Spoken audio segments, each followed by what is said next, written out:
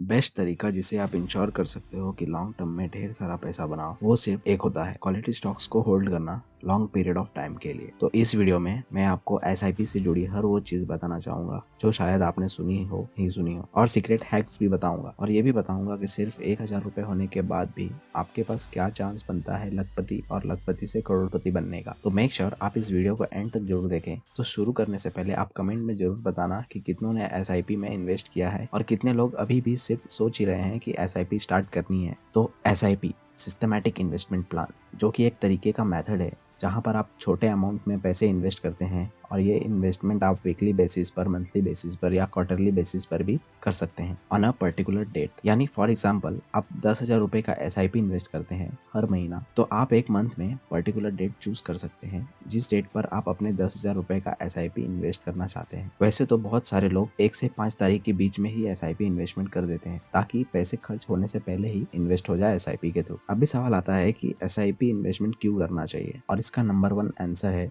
बहुत लोगों के पास लमसम कैपिटल नहीं होता। यानी लोगों के पास एक ही टाइम पर इन्वेस्ट करने के लिए बहुत ज्यादा पैसे नहीं होते हैं। तो ऐसे केस में एसआईपी इन्वेस्टमेंट किया जा सकता है, क्योंकि आप पैसे इन्वेस्ट नहीं करोगे तो आप पैसे किसी ना किसी तरीके से खर्च जरूर कर देंगे, और इसी स्पेंडिंग हैबिट को चेंज करने के लिए एसआईपी कर सकते हैं। एसआईपी इन्वेस्टमेंट को आप अगर 12% के साथ देखेंगे तो आप हर महीने 3000 का एसआईपी इन्वेस्टमेंट करते हैं 40 साल के लिए, तो आपने टोटली 14.4 लाख इन्वेस्ट किया। लेकिन आपका पैसा 40 साल में कंपाउंड होने के बाद अराउंड 3.56 करोड़ रुपीस बन जाएगा। और अगर वही अमाउंट 30 साल के लिए इन्वेस्ट करेंगे तो आप 10.8 लाख का इन्वेस्टमेंट करते हैं, लेकिन आपको मिलने वाला रिटर्न्स होगा 1.06 करोड़ का होगा। और वही अगर 20 साल के लिए करेंगे तो आपका इन्वेस्टमेंट अमाउंट 7.2 लाख का होगा एंड आपका फाइनल रिटर्न होगा 29.97 लाख। और वही अगर 10 साल के लिए करेंगे तो आपका इन्वेस्टमेंट अमाउंट होगा 3.6 लाख और आपका फाइनल अमाउंट होगा 6.97 लाख। तो ये डेटा को देख के क्लियर समझ में आता है कि हम जितना लॉन्ग टर्म के लिए इन्वेस्ट करते हैं सेम अमाउंट से ही तो कितना रिटर्न्स मिल सकता है। लेकिन अगर आप अपने एसआईपी इन्वेस्टमेंट को ईयरली 10% के हिसाब से भी इंक्रीज करते हैं तो ऑफकोर्स इससे अच्छा रिटर्न मिलेगा, जो कि करना चाहिए सबको। बहुत सारे लोग नहीं समझते हैं कि अगर उनकी सैलरी इंक्रीज हो रही है तो उनको अपना इन्वेस्टमेंट भी बढ़ाना चाहिए। लेकिन लोगों को लगता है कंपाउंडिंग सेम पैसे पर ही बनता है, लेकिन आपको हर साल अपना इन्वेस्टमेंट 10% से बढ़ा देना चाहिए। फॉर एग्जाम्पल फर्स्ट ईयर 1000 रुपए इन्वेस्ट करते हैं, फिर नेक्स्ट ईयर आप अगर 10% से अपना इन्वेस्टमेंट बढ़ा देते हैं 1100 रुपए उसी साल इन्वेस्ट करेंगे, फिर उसके अगले साल 1100 रुपए पर 10% बढ़ाना है, जो बढ़ेगा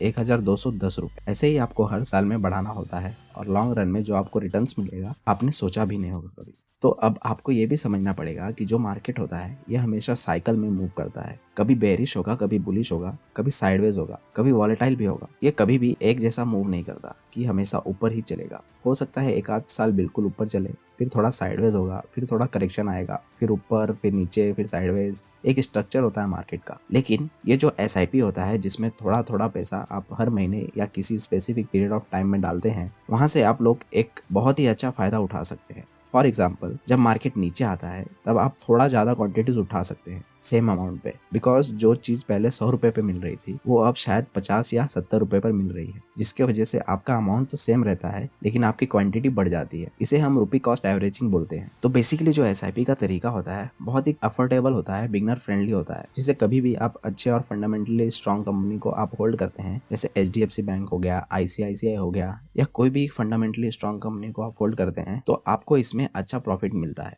लेकिन प्रॉब्लम यह होता है कि इंसान ना सिंप्लिसिटी पर बिलीव ही नहीं करना चाहता। इसलिए बोलते हैं ना, आसानी से जो चीज मिल जाती है उसकी रिस्पेक्ट नहीं करते, चाहे वो कोई भी चीज हो सकती है। फॉर एग्जाम्पल पैसा, प्यार, दोस्ती, करियर, जॉब। और जैसे कि ये वीडियो अभी तक बहुत से लोग लाइक करना ही भूल गए होंगे और अभी तक चैनल को सब्सक्राइब भी नहीं किया होगा, तो आपको समझना होगा कि सिंपल चीज ही आपको मार्केट में पैसा बनाएगी। तो ज्यादा कॉम्प्लिकेट करने की जरूरत नहीं है। एंड बिलीव मी, अगर आप कंटिन्यूअस वे में एसआईपी करते हो, स्पेसिफिकली जब मार्केट वॉलेटाइल होता है, तब लॉन्ग रन में बहुत ही अच्छा पैसा बना सकते हैं। अब कुछ लोग बोलते हैं कि मेरे पास इकट्ठा पैसा है तो क्या मैं लमसम में इन्वेस्ट कर दूं। अब एसआईपी और लमसम में तो मैं रिकमेंड यही करूंगा कि एसआईपी ही करना चाहिए, क्योंकि मार्केट को कोई प्रिडिक्ट नहीं कर सकता कि आने वाले 2 साल में क्या हो जाए। क्या कोई बता सकता था कि 2020 के मार्च में ही बॉटम बनेगा? कोई नहीं कह सकता था। लेकिन जब आप एसआईपी करते हैं ऑफकोर्स लॉन्ग टर्म के लिए, तब आपको ये चीज का डर नहीं होता है। एसआईपी में ये माइंडसेट चलता है कि जितना मार्केट नीचे गिरेगा उतना ही ज्यादा क्वांटिटी में मिलेगा।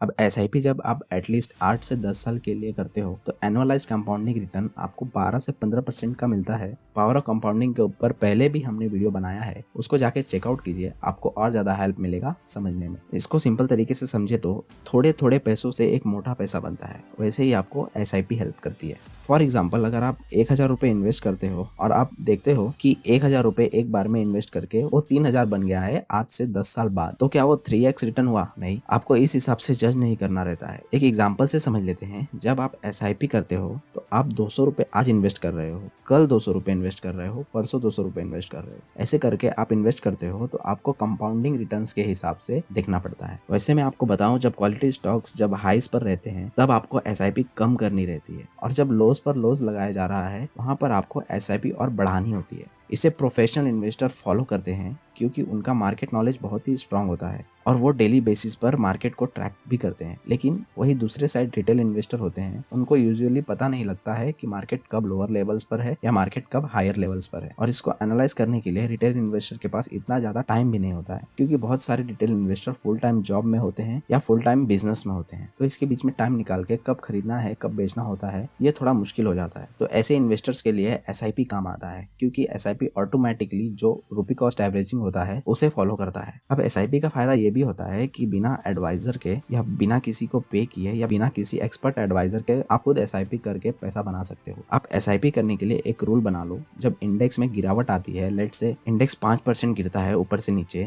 तब आप 10% SIP बढ़ा दोगे। जब इंडेक्स 10% गिरता है तब आप 20% बढ़ा दोगे। इससे क्या होगा, जब जब बाजार नीचे गिर रहा है तब आपको बहुत ही ज्यादा एवरेज मिल रहा होगा। और SIP की बात करते हैं तो एब्सोल्यूट रिटर्न देखना होता है। जैसे म्यूचुअल फंड में आप XIRR देखते हैं, और अगर स्टॉक्स बेसिस पर देख रहे हैं तो CAGR देखना है। इससे आप समझ सकते हो कि आपको एनुअलाइज रिटर्न कितना मिल रहा है। यह आपके अंदर भी एक डिसिप्लिन डेवलप करता है, हैबिट डेवलप करता है कि रेगुलर आपको इन्वेस्ट करना चाहिए। अक्सर होता है कि हमारे पास सैलरी आती है, हम सैलरी उड़ा देते हैं, उसके बाद हम सोचते हैं कि क्या करें क्या करें। लेकिन यहाँ पर जब बाय डिफॉल्ट SIP करते हो तब जाके आपके अंदर एक डिसिप्लिन बन जाता है कि आगे चल के वेल्थ बना पाओगे। ये बेस्ट उन लोग के लिए है जो सैलरीड हैं, जिनके पास एक रेगुलर इनकम है। इवन जो बिजनेसमैन भी है, उनका अगर रेगुलर इनकम आता है तो उनको सोचने की जरूरत नहीं है कि मैं क्या करूं। आप बस एक फिक्स कर लो कि मेरी 30,000 इनकम अगर आती है तो मैं हर महीने 4,000 की SIP करूंगा। ये आप अपने हिसाब से जितना आप रिस्क लेना चाहते हो उतने से स्टार्ट कर सकते हो। उससे क्या होगा, जिन लोगों की इनकम कम है, जो ये सोच के बैठते हैं कि जिस दिन मेरे पास 1 करोड़ आएगा उस दिन मैं इन्वेस्ट करूंगा, उनके लिए भी ये अच्छा है। अभी से थोड़ा थोड़ा इन्वेस्ट करके कमा सकते हो, बढ़ाते हो अपने फॉर्चून को। और जैसे जैसे आपकी सैलरी बढ़ेगी